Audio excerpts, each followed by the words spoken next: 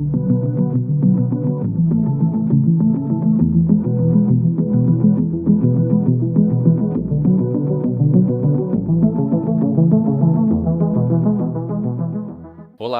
sejam todos bem-vindos a mais um CBO, um podcast do CBO, e hoje com o tema do CBO Lideranças. Hoje nós temos aqui o Dr. Alexandre Rosa, um dos coordenadores do CBO Lideranças há alguns anos, e a doutora Daiane Sarro, que foi aluna dessa turma atual e que foi eleita melhor aluna e que vai assumir um compromisso, então, com o CBO Lideranças, conforme a gente vai conversar aqui hoje. Então, o CBO Lideranças é um projeto que já existe há alguns anos, o Dr. Alexandre vai falar para a gente, mas que desperta cada vez mais curiosidade, porque é um programa que vem crescendo, traz uma série de projetos importantes para a comunidade da oftalmologia nacional, e é sobre isso que a gente vai conversar aqui hoje. Então, queria agradecer primeiro ao Alexandre, a Dai, por estarem aqui com a gente hoje. Obrigado pela disponibilidade do tempo. E vamos lá, então. Alexandre, explica para a gente o que é o CBO Lideranças, né? O que significa isso? Então, cara, o CBO Lideranças é um projeto, na verdade, que tem se transformado ao longo desses anos, né? A gente brinca que ele nunca é o mesmo todo ano, ele sempre vai mudando, né? A dinâmica das aulas vai mudando. E o intuito é identificar pessoas, a gente tenta sempre identificar pessoas ao longo do país, né? Que podem estar em diversos estados do país, que podem sim fazer a diferença em seu estado. A gente sempre tem que lembrar, né, que essas pessoas são indicadas por uma sociedade local, por uma sociedade estadual, por exemplo, uma sociedade de subespecialidade, ou o próprio CBO pode indicar algumas pessoas. Então, o objetivo do programa é basicamente esse, né? A gente identificar essas pessoas que podem fazer algo diferente pela oftalmologia nacional e trazer para o CBO, e aí, como eu costumo brincar nas aulas, né, a gente vai dar um kit de ferramentas para essa pessoa. A gente vai preparar essa pessoa para que a ideia que ela está lá na cabecinha dela, ela possa transformar essa ideia num projeto, que a gente vai falar um pouquinho aqui ao longo do podcast sobre isso, né, o que ela vai fazer ao longo do tempo. E esse projeto traga algo de relevante, né, seja para a oftalmologia nacional, seja para a sua sociedade, seja para a comunidade local. Então esse eu acho que é o grande mote do CBO. É identificar pessoas que vão transformar a oftalmologia. Bacana. São jovens líderes, né, que a gente fala, mas que tem alguns critérios aí também, não é isso? Por exemplo, se não me engano, tem que ter 5 anos de já junto ao CBO, como membro titular e tudo mais, né? E também tem limite de idade, né? A gente coloca algum desses critérios porque basicamente a gente tem que entender que a pessoa que tem a vontade de se conectar ao CBO já tem que estar fazendo parte de alguma coisa, né? Já tem que estar frequentando os congressos, já tem que ser sócio do CBO para poder se candidatar a isso, né? Porque senão a gente também já elimina algumas pessoas que podem entrar literalmente ali de paraquedas na história, né? E não sabe nem o que é o CBO, né? Isso. E agora essa coisa do que é o CBO é muito interessante, né? A gente teve várias pessoas na última turma, né, na turma da DAI, né, que entraram, obviamente a gente colheu esse depoimento depois, né, entraram com essa mentalidade, né, de, poxa, o CBO é uma panelinha, o CBO é uma coisa muito fechada, né, e eu isso acho que é uma coisa que a gente desmistifica, né, eu mesmo tinha essa mentalidade quando entrei, né, eu imaginava, pô, eu vou chegar lá, é uma estrutura enorme, tem 70 pessoas trabalhando, deve ser gente pra caramba, e a gente vê que é pouca gente fazendo muita coisa, né? E isso é muito legal, a gente vê que é uma estrutura enxuta. E a importância, a relevância do CBO nas entidades de classe, tanto perante o CFM quanto na Associação Médica Brasileira. Então, é uma entidade que realmente faz muito com uma estrutura muito enxuta. Perfeito. O Dai, bom, me conta pra gente 2 coisas. Como é que foi esse processo, assim, quando você pensou de fazer o CBO Lideranças, como que é o processo, né, como que aconteceu essa entrada sua no Lideranças, e depois isso, assim, como é que foi entrar, como é que foi a experiência de vivenciar ali dentro do CBO, qual que é a ideia que você tinha do CBO até entrar, participar e ver qual que é a estrutura que o Alexandre está falando? Bom, primeiro, obrigada, Marcos, pelo convite. E é engraçado porque, assim, eu já sabia do CBO Lideranças há algum tempo, porque o meu marido, ele participou da segunda turma do CBO Lideranças. Mas quando surgiu, era uma proposta diferente, era um esquema diferente, tanto que o comentário do meu esposo, quando eu dava o feedback, ele falou assim, nossa, mas deu uma profissionalizada esse Lideranças, né? Então, hoje, eu sei que é muito diferente do que quando começou, até como o Alexandre falou, o Lideranças é dinâmico, e a cada ano a perspectiva perspectiva é que se torne melhor e mais completo e que desperte mais interesse dos potenciais jovens líderes.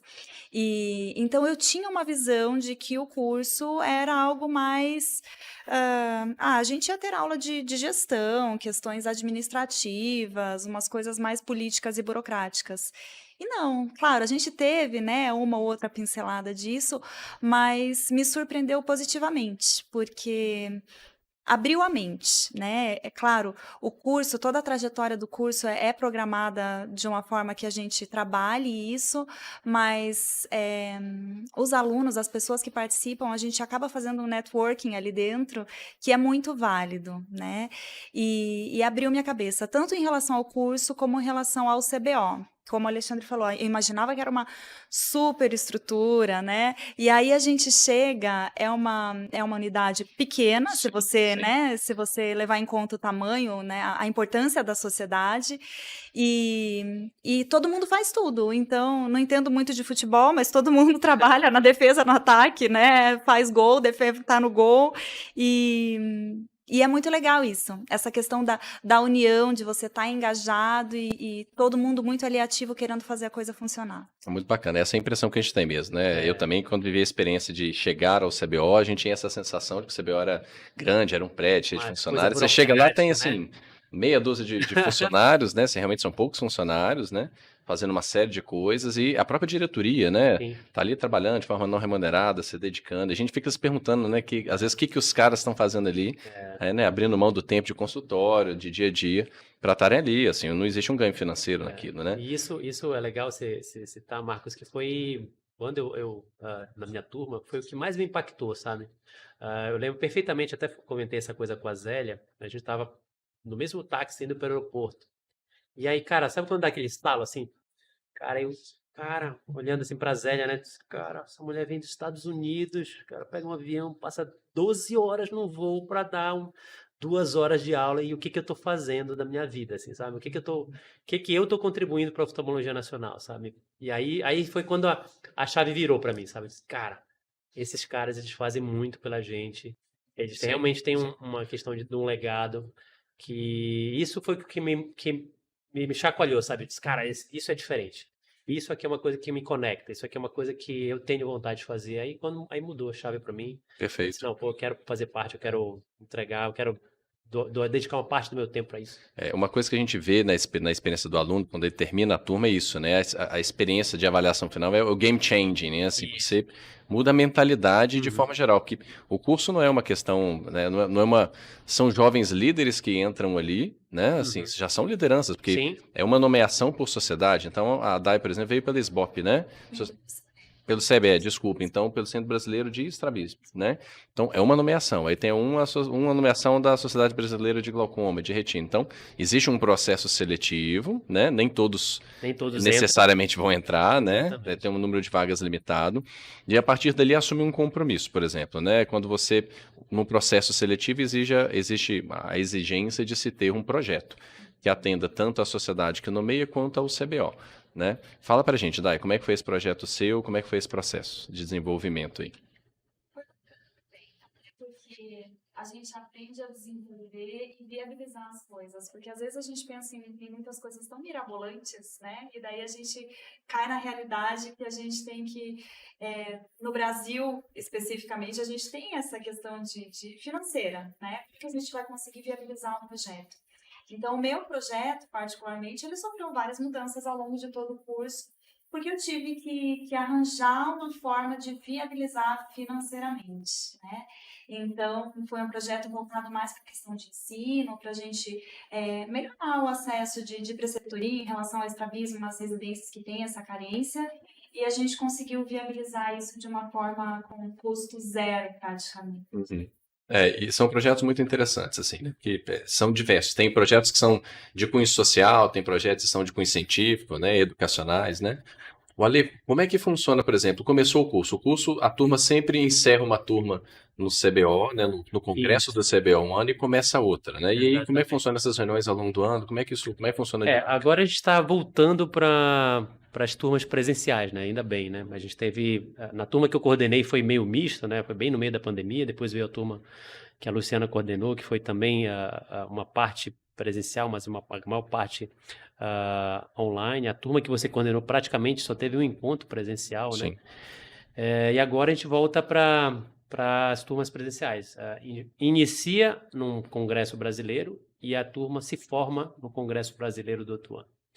E aí sempre a gente fala isso para toda a turma, né? A gente sempre espera que a turma que está entrando seja a melhor turma do CBO. E a gente tem visto isso, né, Marcos, ao longo dos anos, né? É impressionante como, assim, se você olhar parece clichê, né? Mas tá bem funcionando, se né? você olhar retrospectivamente, né? Se você olhar para a minha turma, para a tua turma que formou, para os projetos que estão saindo agora, né? É impressionante a evolução, né? Aquela coisa do cada turma vai deixando um tijolinho lá, vai deixando a sua contribuição e a outra turma vem e usa esse tijolinho para dar um salto maior. Então é bem bacana ver a evolução dessa garotada, né? Fala garotada, né? Que a gente Sim, já sim, estamos sim. um pouquinho mais calejados, mas Cabelos brancos. e eu acho que é isso, cara. É isso que é o grande apaixonante, né? Acho que tem duas coisas que realmente nos motivam, né? A gente como coordenador e a Dai agora entrando nesse mundo junto com a gente, é que cada turma é diferente da outra, né? As aulas, vamos colocar assim, né? Na verdade não são aulas, são trocas de bate-papo. Elas sempre são diferentes, sempre muda, nunca é a mesma sequência, né? Então isso é muito legal, muito gratificante para a gente que está lá. E ver a evolução desse pessoal, né? E ver projetos se realizarem, né? Que isso eu Sim, acho mais bacana, né? sim. A gente pode citar vários, né? O meu projeto, que foi o projeto do aplicativo de questão do CBO, o projeto do Vitor, que trouxe a prova eletrônica para o CBO, Sim. numa época de pandemia, que, Foi putz, como é que perfeito. vai O timing fazer? foi perfeito, né? O Perfeito. projeto dele era justamente tentar transformar a prova do CBO de escrita para virtual, Online, né? eletrônico, né? E, bom, a ideia estava lá e entrou a pandemia, né? Não E dá para aí, fazer prova presencial, isso, vamos fazer como? exatamente. Tava O CBO, na hora que precisou, assim, em vez do CBO ter que desenvolver tudo, para sair pesquisando, né, mercado, já estava tudo tudo pronto, né? E pronto. foi realmente uma mudança importante. Daí, inclusive, quando você, aí, durante o curso a gente elege um melhor aluno, vamos dizer assim, né, que leva em consideração o projeto, desempenho durante o ano, é o caso da Dai esse ano, mas aí você tem uma premiação, né, Dai? Você ganha uma responsabilidade, não é isso? Ganha uma dor de Alexandre, cabeça, né? exatamente. Bem-vinda. Assina uma carteira de trabalho não remunerada com o CBO durante 2 anos, né? Então a Dai agora vira subcoordenadora da turma, não é isso, Ale? Que vai acompanhar a atual coordenadora, que é a Cris Roncone, né? Que foi a melhor aluna do ano retrasado. Então, ela assume como subcoordenadora e depois como coordenadora na turma do outro ano, né?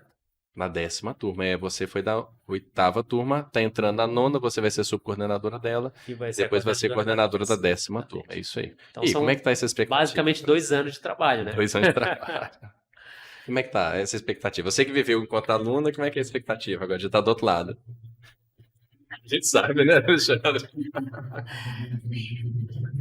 Porque eu e a Cris, a gente é super amiga, então vai ser um prazer trabalhando junto com ela e eu sei que eu vou aprender muito. Claro que é um processo todo de aprendizado, né? Eu vou ter um ano aí na subcoordenação até para aprender toda a dinâmica, mas eu gosto disso. Eu gosto da parte acadêmica, eu gosto da parte, né? Essa questão toda envolvida no curso é algo que me atrai muito.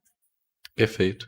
A gente vê, o Alexandre está falando, a motivação de quem está do lado da coordenação e do próprio CBO, né? E o presidente atual, o Cacheta, ele é apaixonado pelo CBO Lideranças, né? Que já está na 8ª turma. É justamente porque os projetos vêm, né? Eles acontecem e eles são importantes para a sociedade como um todo, né? Tem projetos sociais enormes, né? Como os mutirões, né? Projetos de atendimento à população, projetos como acadêmicos, né? Vários deles. E as pessoas acabam nem sabendo, né? Muitas vezes esses projetos eles vieram do CBO Lideranças, então isso na verdade é um baú de tesouros Exato. que o CBO tem, né? E que semeia anualmente e que vem colhendo esses grandes frutos, né? Exatamente. Eu acho que é uma coisa que é legal, né? A gente falar que às vezes os alunos, né, quando se candidatam, né, dizem, putz, mas será que não podia ter uma relação dos projetos que já foram feitos? Ou que será que o CBO não tem um norte para dar para a gente, né? O que eles querem que a gente desenvolva? E aí justamente o contrário, né? A gente quer uma visão nova sobre um problema. Às vezes, olha, a gente já sabe que 3 ou 4 pessoas tentaram fazer isso, nunca conseguiram, me dá a tua visão, né? Como é que você consegue enxergar esse problema e entregar uma solução diferente de tudo que já foi feito? É bem isso. Outra coisa que eu acho que a gente percebe muito enquanto aluno, né, que é da visão inicial para final, é de que o CBO está aberto, né? Que a gente tem a sensação de que, pô, aquilo é uma panela, né? O pessoal mais velho, não, né? O CBO, a gente tem gente nova, né? O CDG composto por membros, né, antigos presidentes, então tem sim uma turma mais experiente ali, né? Mas também composto por membros eleitos, né, junto com a presidência a cada 2 anos. E é bem o clima é bem assim, juvenil, assim, no sentido das ideias, né, da abertura. Eu acho que isso é importante frisar, para que todo mundo comece a quebrar nesse paradigma de que o CBO ou faz pouco, ou é muita gente velha. Não, ao contrário, realmente é pouca gente fazendo muita coisa, dando conta de tanta frente no país desse tamanho. E é uma coisa que a gente sempre fala, né? Então, já teve muitas não, mas já tivemos algumas dezenas de alunos, né, ao longo dos cursos aí, que o CBO continua aberto, né, a essas pessoas, né? Então, as pessoas que frequentaram o CBO de lideranças, né, só falando para as pessoas que vão se candidatar depois, né, que elas então tem o canal aberto, né, continua aberto 24/7, né? Então você pode continuar, ter uma linha direta com o pessoal do CBO para, enfim, trazer inovação, trazer projetos novamente, né? Agora a gente tem a parte dos tutores, né, que é uma coisa que começou nos 2 últimos anos. Como é que é essa experiência, né, Rodrigo? Então, geralmente a gente escolhe pessoas que passaram no curso de lideranças para funcionar como se fossem orientadores dos projetos, né? A gente vê, por exemplo, uma pessoa que tem como projeto da DAI, que é um projeto de ensino, o que é que a gente pode ter uma pessoa que já teve a experiência de estar no lideranças anteriormente, como é que essa pessoa pode se conectar com a DAI e tentar ajudá-la a modular esse projeto, a tirar isso do papel, né? Então a gente tenta realmente fazer que uma pessoa que tem um pouquinho mais de experiência funcione realmente como se fosse um orientador de trabalho de conclusão de curso, né? Então a ideia é essa. Durante o curso o aluno vai desenvolvendo esse projeto, né? Ele entra com um projeto inicial, né? Que logo no início, né, nas primeiras reuniões a gente já vai discutindo e burilando esse projeto, às vezes tem que trocar o projeto, como a Day falou, e ele vai desenvolvendo, né? Não tem obrigação de concluir em 1 ano, até porque tem projetos que se concluem em 1 ano, né? Mas é importante que ele desenvolva isso junto ao CBO, à sociedade dele, né? Então, realmente... E é interessante, isso, né? às vezes a gente fala, né? Os alunos sempre falam que, mas 1 ano não é muito pouco, né? E a gente vê a evolução, né? Às vezes projetos que começam de um jeito terminam com um projeto completamente diferente, né? Vamos citar aqui novamente o exemplo do Vitor, né? Que começou com um projeto que era diferente, no meio do curso mudou e fez um projeto lindo. E aí o projeto muda e é impressionante, né? A gente falou isso para a Day na turma dela, né? Na conclusão onde tiver a apresentação, foi lindo, foi emocionante, né? Ver esses meninos aí, né? Meninos, né? Não são meninos, né? Faixa etária e aí ver realmente eles dando um salto de qualidade, né? A gente vê quando começaram para agora é uma diferença absurda. Bacana.